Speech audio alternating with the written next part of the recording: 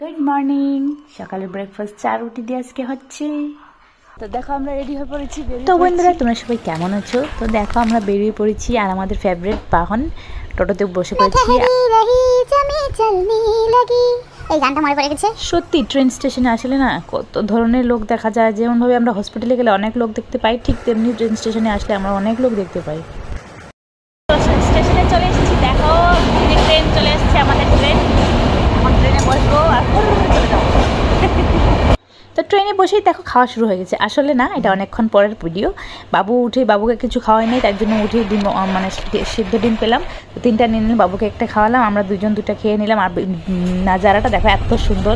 তার মধ্যে ট্রেনের ভিতরে আরেকজনকে দেখলাম, একটা ছোট্ট শিশু বাচ্চাকে নিয়ে কোলে ঝাঁট দিচ্ছে। মানে মনটা খুব খারাপ লাগলো দেখা। তারপর দেখো আমার বাবু কি হাসি করছে আজকে গাড়িতে ট্রেনে বসে। তারপর চলে এলাম আমাদের বাড়িতে। তো বন্ধুরা দেখো আমাদের বাড়িটা কি সুন্দর। এই যে আমাদের ঠাম্মার জন্য আমার বড় মিষ্টি নিমকি নিয়ে এসছে। তারপরে দেখো আমাদের রান্নাঘরটা কমপ্লিট হয় না, এখন আর কমপ্লিট হচ্ছে। তারপর আমি বসে পড়েছি স্নান করে, স্নান করলাম। স্নান করে বসে পড়েছি। শাশুড়ি মাকে বললাম, মা আমাকে একটু চা খাওয়াবেন। তো মা চা করে দিল। তো দেখো এইখানে আমার ভাগ্নি, আমার ছোটো ননদের ভাগ্নি। তো আজকে ভিডিওটা এত পর্যন্ত। সবাই ভালো থাকবে, বাই।